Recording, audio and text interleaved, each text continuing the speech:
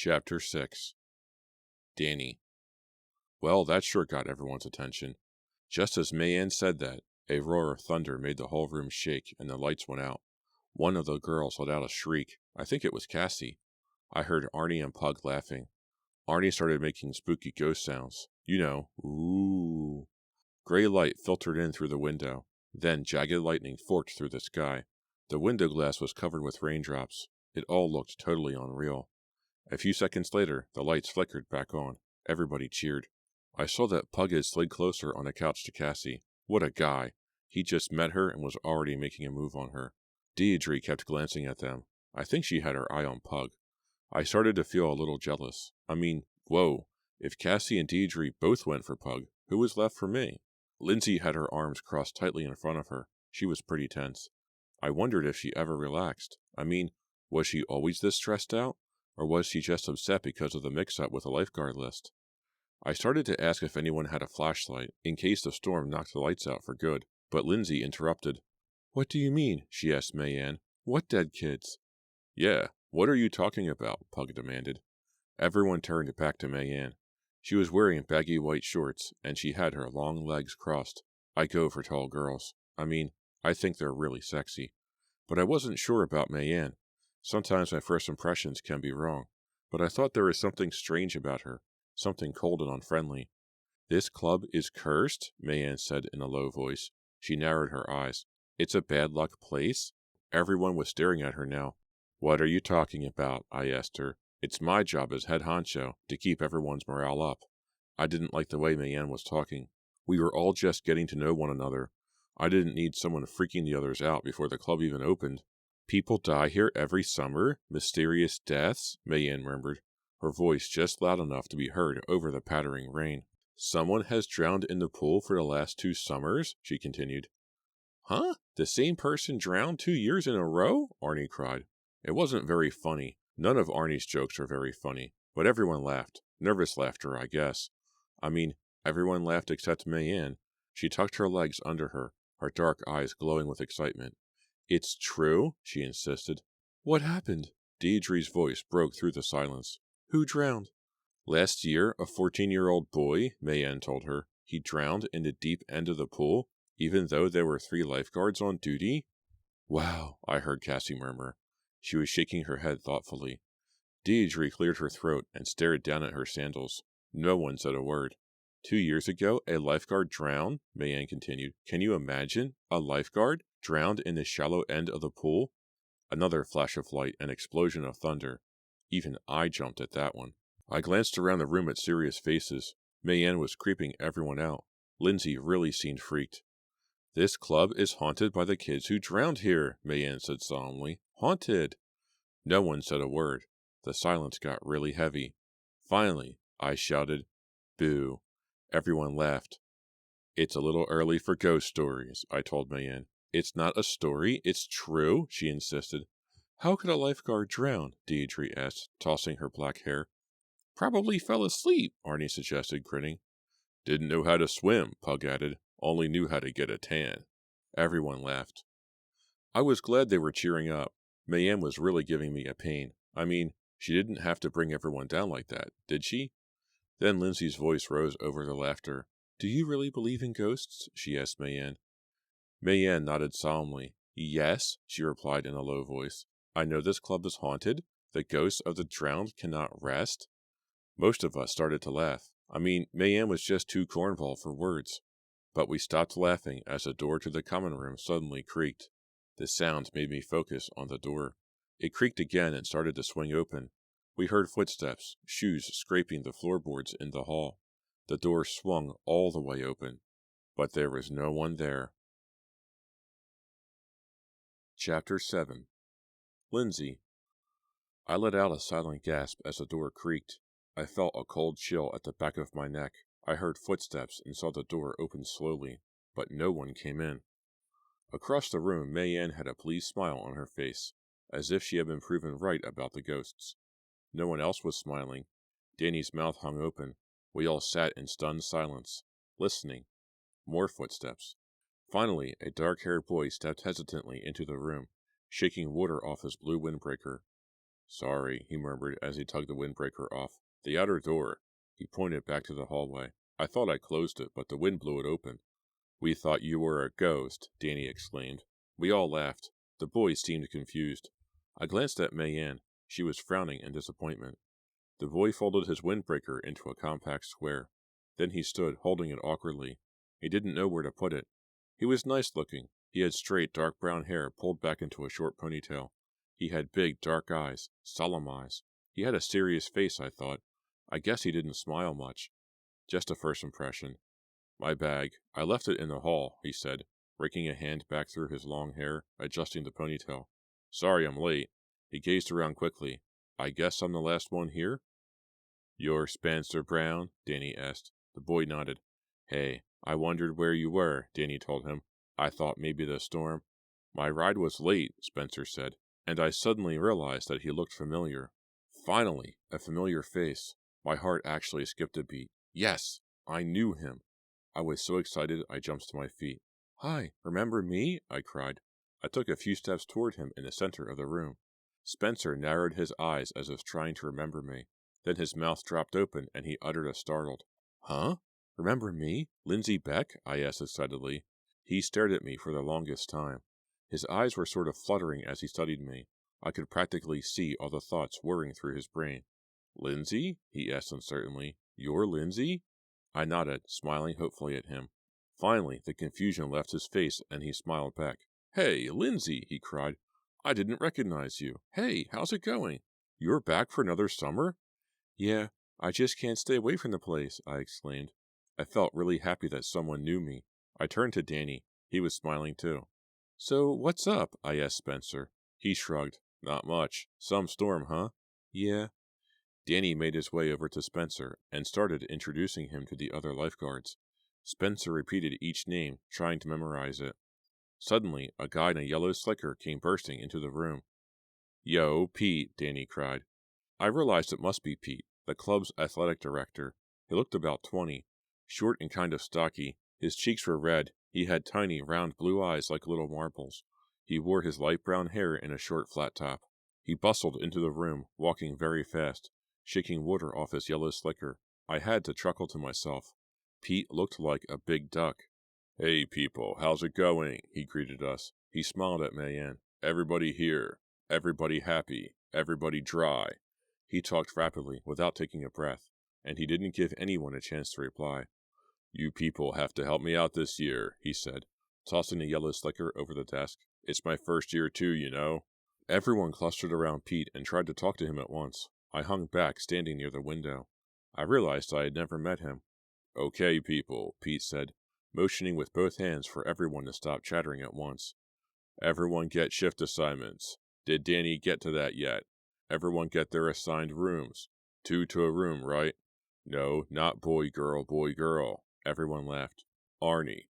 Who's your roommate? Pete demanded, pointing a stubby finger at Arnie. His mother, Pug yelled. More loud laughter. Arnie, red-faced, playfully shoved Pug. Spencer is Arnie's roommate, Danny announced, his eyes on Spencer. I didn't get a chance to break the news to him yet. Ha ha, Arnie said sarcastically. That's real funny, dude. So, it's you and Pug, Pete asked Danny, pulling a clipboard out of the desk drawer. Yeah, Danny replied, and Cassie and Deidre. They're in the big room. The suite, Pete said, grinning at the two girls. Suites for the suite. Everyone groaned. And then there's Mayanne and... Danny stopped. He suddenly remembered me. He tugged at Pete's clipboard. Can I see that? We have a little mix-up. He glanced at me. I was still standing by the window. The lightning and thunder had stopped. The rain was soft and light now. I watched Danny tell Pete about me. They kept raising their eyes to me, then gazed down at the clipboard as they talked. Finally, Pete came hurrying over to me, smiling, his tiny blue eyes studying me. Lindsay. Hi, I'm Pete. He shook hands with me. His hand was still wet from the rain. You seem to have dropped off the list, Pete said, holding up the clipboard and studying it again. When did we talk? In the fall? In the spring? I don't remember, I stammered. I don't either, he said, scratching his short flat top. But I had to interview you. I hired only people I interviewed. I'll have to check your file, I guess. I got my ID card, and I wasn't sure what to say. Why didn't I remember talking with him? Why didn't I remember any interview? I was a lifeguard here last summer, I told him, and I— Hey, a veteran, Pete exclaimed, grinning at me. Maybe you should have my job. No, I don't think so, I replied awkwardly. Glancing over Pete's shoulder, I saw Spencer's dark eyes trained on me. Sorry about the mix-up, Pete was saying. I always do 10 things at once, and sometimes I mess up. He glanced down at the clipboard. Weird, he muttered. I really don't have a place for you, Lindsay. I swallowed hard. I had a heavy feeling of dread in the pit of my stomach. You don't? I stammered. But I— Pete eyed me suspiciously. You've passed all your life-saving tests. I nodded. Yeah, 2 summers ago. He rubbed his chin again. I should remember you, he muttered. Weird. Weird. He gazed at the clipboard, then turned to Danny. Lindsay can be the alternate, he told Danny. That girl from Sheffield canceled out on us. Got a better offer, I guess. Is that okay with you? Danny asked me. I breathed a sigh of relief. They weren't going to send me home. Great, I exclaimed. You mean I just fill in when I'm needed? Don't worry. With this crew, you'll be needed, Pete said dryly. She can room with Mayanne, Danny suggested. He glanced at Mayanne, who was standing by the couch, braiding and unbraiding short strands of her auburn hair. Unless Mayanne has a ghost she wants to room with, Danny joked. You're so funny, Mayanne said, scowling. Remind me to laugh later? So you're set, Pete asked me. I'm set, thanks, I replied. Have a good summer, Lindsay, he said, turning to the others. Almost dinner time, you guys. I assume you've already checked out where the dining room is. He pointed with a clipboard to the swinging half door at the end of the common room. Pug, you putting on weight. Is that a roll of flab or what? Hey, no way, Pug cried angrily. You know I work out every day, Pete. Every day. I'm going straight to the weight room after dinner. If you'd like to go one-on-one with me— I might just do that, Pete replied, his blue eyes twinkling. I've been pumping up too, Arnie broke in. Pete made a face. Arnie, please, not before dinner. Keep it to yourself, okay? Most everyone laughed. Hey, I'm serious, Arnie protested. I'm small, Pete, but I'm all muscle. Really? I've got to run, Pete said, grabbing up his yellow rain slicker. Remember, people, 9 a.m. tomorrow. That's when we open.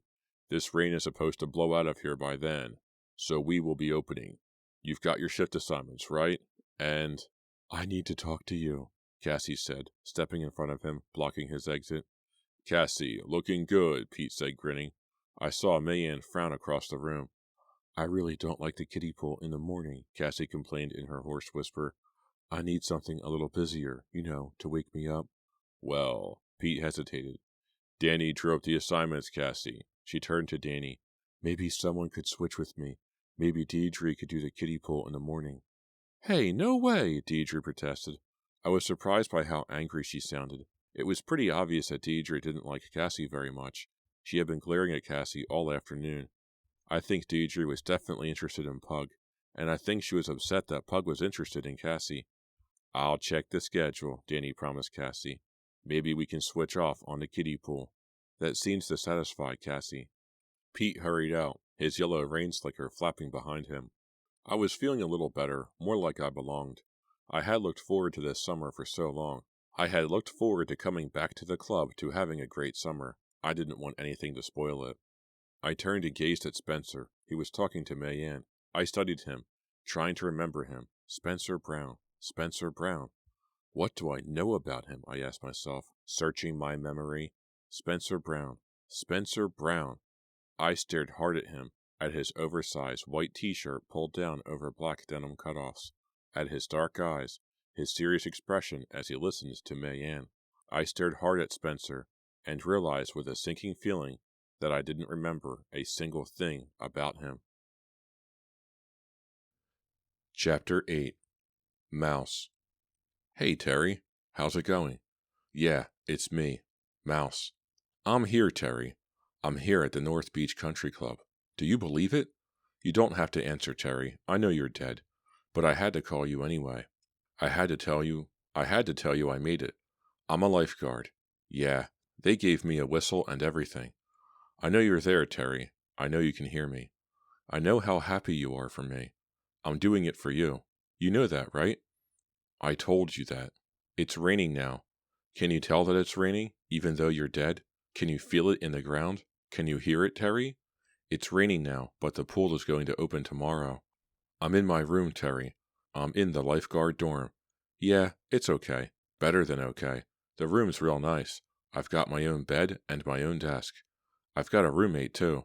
I wish it were you, Terry. I really do. You know I do. I can't talk long. My roommate will be here.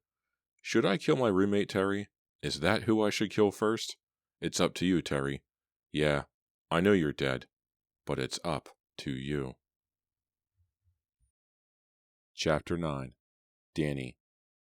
We had a good time at dinner until Mayanne started talking about ghosts again. Then it got pretty tense. I think everyone was surprised by how good the food was. Lonnie, the cook, knows his way around fried chicken. The mashed potatoes were lumpy, but they tasted great if you loaded on plenty of salt. Pug and Arnie almost got into a mashed potato fight, but one disapproving glance from Cassie made Pug put down the mashed potato bowl. Cassie and Diedrich both came on to Pug all through dinner. I admit it, I was turning as green as the steamed spinach that no one touched. I'm the big cheese, after all, the main guy. Those girls were supposed to come after my bod. Maybe I'll get a red bandana, I told myself, if that's what it takes to turn girls on. Pug, of course, started bragging about what great shape he was in, how he worked out every day. I'm the only one here who looks like a lifeguard, he boasted. Give me a break, I replied. I crooked my arm and showed him a pretty good bicep. I can take on both of you with my eyes closed, Spencer bragged. That was a surprise. Spencer had been talking quietly to Mayanne the whole time. Arnie, of course, had been Arnie, cracking horrible jokes, bragging about how strong he was, even though it's obvious that he's a puny shrimp. Arnie kept gazing across the table at Lindsay. I think he had the hots for her. I never saw her even glance in his direction. I don't think she had any idea that Arnie kept checking her out. Lindsay is cute. She has a great face, innocent, like a little girl's face, but she seems really stressed. She didn't talk much at dinner. She kept staring at Spencer, studying him. The one time Lindsay really got interested in a conversation was when Spencer started talking about last summer. She looked up from her plate when he said the lifeguards were real party animals. They totally trashed the dorm, Spencer said, his dark eyes lighting up. They totally trashed it. It was party till you puke every night. Well, wait till this year gets going, Pug cried, grinning at Cassie. He began chanting, Party, party, party. Cassie got up and tended the fire, poking the logs, making the red embers leap into flame. I couldn't believe she wanted a fire. It is the end of June after all. But Cassie insisted she was cold and wanted a fire. There is a good supply of logs and kindling next to the fireplace, so why not? I started on my third helping of chicken and mashed potatoes. The stuff was good. Back home, both my parents worked, so we usually ate takeout, McDonald's or something. I kept thinking it was funny I had to come to a club to get a home-cooked meal. When Cassie got back to the table, her face red from leaning close to the fire, Spencer was still yakking about how great last summer was. Suddenly, Lindsay interrupted with a question that stopped the conversation dead.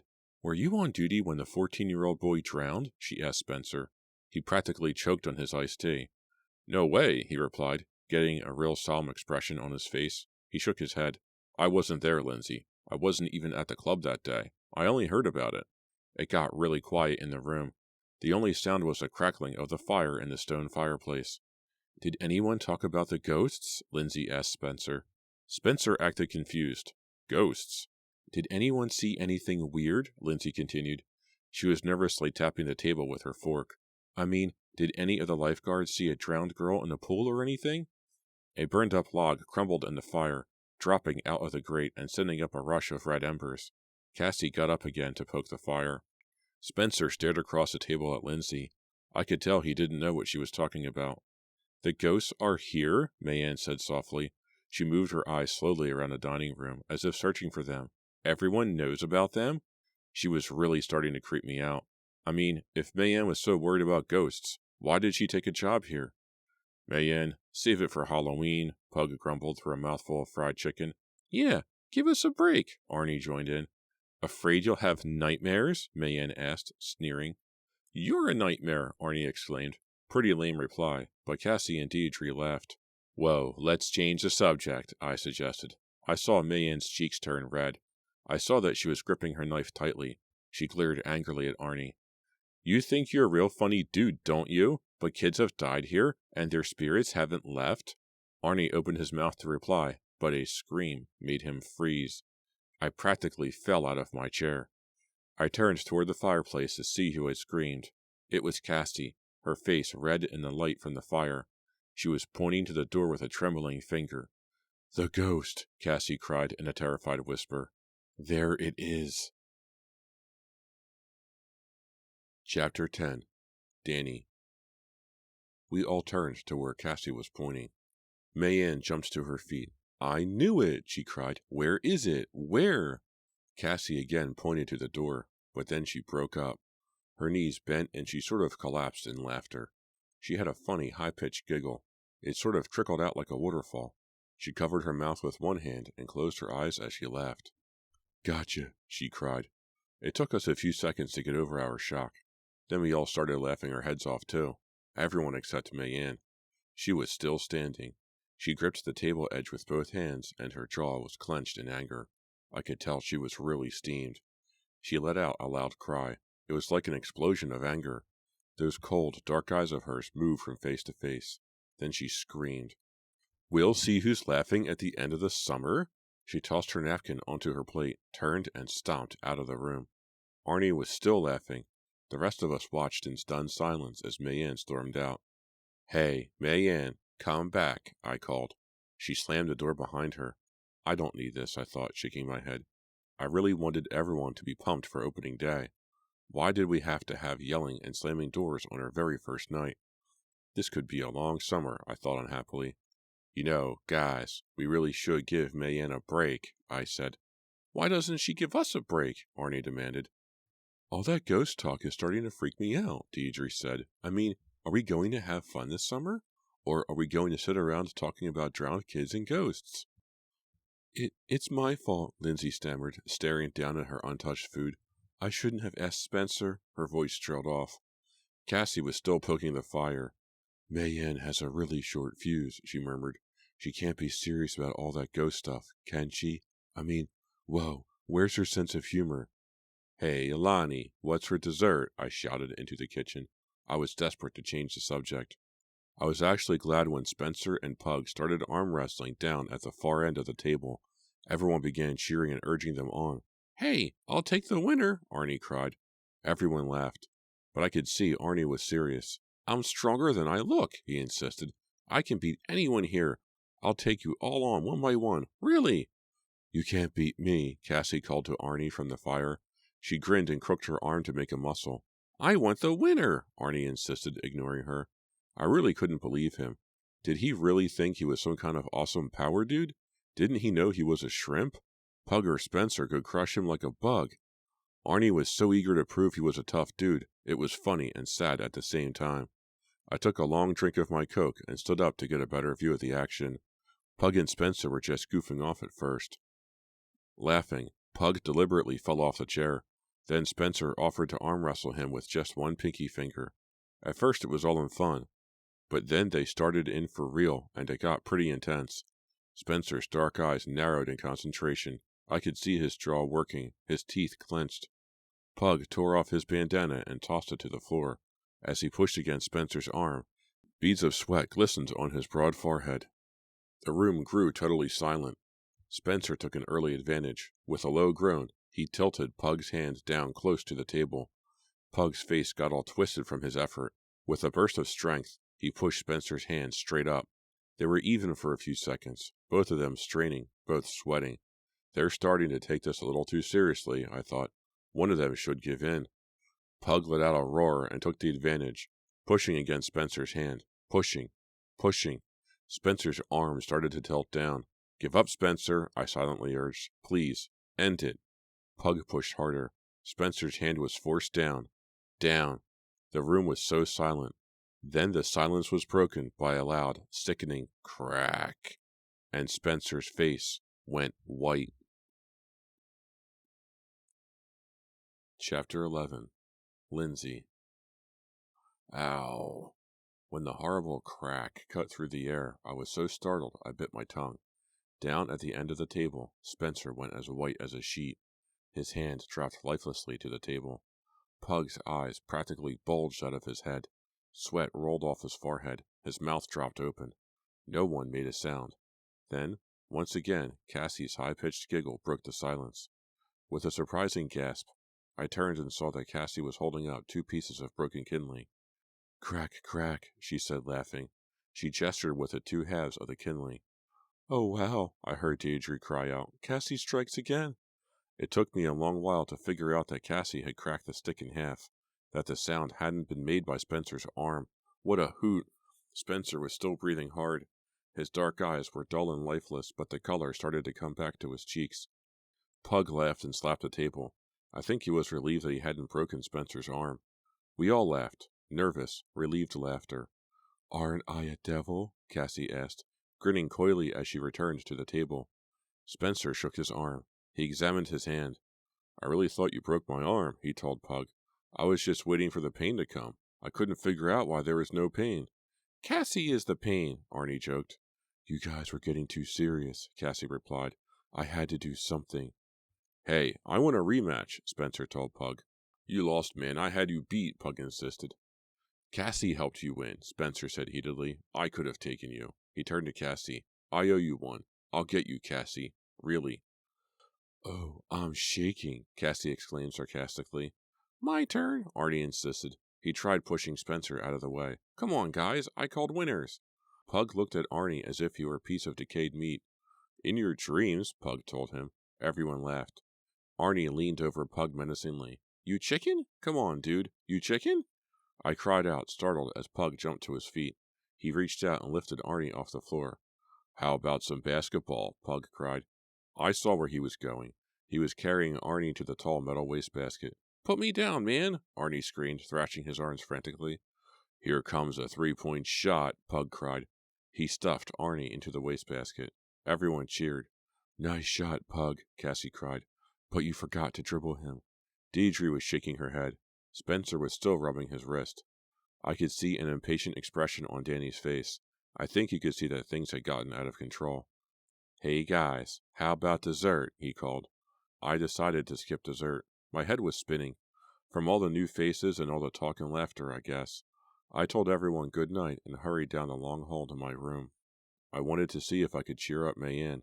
She was obviously sensitive. The guys would have to stop teasing her so much. I crept quietly into the room in case Mayanne had gone to bed. The room was nearly dark. A small reading lamp was lit on her bed table, the only light in the room. Mayanne? I called quietly. She wasn't there. I glanced in the bathroom. She wasn't there either. Maybe she went out for a walk or something, I thought. I started toward the phone, but stopped when I saw Mayanne's dresser top. Oh! I let out a low cry as my eyes tried to focus in the dim light. The dresser was crawling with mice. Chapter 12. Mouse. They laughed at me, Terry. Yeah, it's me, Mouse. I'm not calling too late, am I? I guess it's never too late for you, huh? Since you can't hear me anyway. Well, they can't laugh at you anymore, can they? But they laughed at me tonight. I don't care. I'm used to it. We're both used to it, right, Terry? Lifeguards think they're such hot stuff. They don't care about a person's feelings. They never cared about our feelings, did they, Terry? But it's all different now. All different. Know what I mean? For one thing, I'm one of them. I'm a lifeguard, too. But I already told you that, didn't I? What do you care if I repeat myself, Terry? You're dead. No, I'm not laughing at you. Really. I don't laugh at you. When I think about you, Terry, I don't want to laugh. I want to cry. Know what else is different? I'm stronger now. Yeah. No lie, I've been working out. I'm strong, Terry. I'm a real strong person. And I'm going to kill them all. Kill them for laughing at you. Kill them for laughing at me. We'll see who's laughing when the summer is over. We'll see, Terry. You know what my main problem is? I can't decide which one to do first. Chapter 13. Lindsay. Ow! I gingerly touched my shoulder. Sunburned. It had been cloudy all day, the opening day for the club. I had forgotten how easy it is to get burned right through the clouds. Feeling like a jerk, I headed to the bathroom and got some aloe lotion. As I searched the medicine cabinet, I thought about what a disappointing day it had been. The threatening clouds had kept all but a few hardy swimmers from the club. At noon, when I took over the kiddie pool from Cassie, there were 3 toddlers in it and no one at all in the big pool. Pug and Spencer looked funny. sitting up there on their high white platforms, staring down at an empty pool. Of course, Pug wore shades, even though it was as dark as evening, and he had his bandana wrapped around his forehead as always. Later, I saw him disappear down to the tennis courts with Cassie. He had his arm around her shoulders, and she snuggled against him as they walked. That was fast, I thought. I guess I was a little jealous. I mean, I wasn't interested in Pug, but I would have liked to have met a guy that fast. Seeing Pug and Cassie was the most interesting thing that had happened all day. The club was so quiet and empty. I think we all felt a little strange. It was like we threw a party and no one showed up. Everyone was quiet at dinner, too. No drama or arm wrestling competitions like our first night. Thank goodness. I didn't realize I was sunburned until I got back to my room after dinner. So stupid of me. I'd borrow Mayan's sunblock and carried it around all day, but never put it on. Mayan came in as I finished pulling on my nightshirt. She stepped into the room and started grinning. "What's so funny?" I asked. "I just keep picturing you from last night, coming into this dark room, seeing the little mice figures I had put on the dresser, and thinking they were real." We both laughed. It was pretty stupid, I admit. "I really thought they were moving," I told her again. "I was so out of it yesterday." I walked over to her dresser and admired them again. After Mayan got munchy, people started giving her little mice figures. Porcelain mice, stuffed mice, plastic mice. Before she knew it, she had a mouse collection. Why did she bring her collection with her to the club? Why did Mayan do anything? She was truly a weird person. She walked over to the mirror and started brushing her short auburn hair. She was so tall she had to bend her knees to see her head in the mirror. "Going out?" I asked. She didn't answer. She brushed her hair quickly, then headed out the door. "See you later," she called back. "Hey, Mayan, where are you going?" I called. But she was gone. That night, I woke up drenched in a cold sweat. My nightshirt clung to my sunburned shoulders. My heart was racing. I'd been having a nightmare, some kind of scary chase. The fear lingered, but the dream vanished when I blinked my eyes open. I squinted through the thick darkness at Mayan's clock radio on her bed table, a little after 2 in the morning. Mayan sat up with a start. Her voice came out in a sleep-filled whisper. "Did you hear it too?" "Huh?" I pulled myself up. My sunburned shoulders ached. I hadn't heard her return. "Did you hear it?" Mayan whispered. I listened hard. I heard a low moan from the hall right outside our door. "There, hear it?" Mayan demanded impatiently. I nodded, and heard it again. A low moan, and then a cry. "Help me. Help me. Please, help me."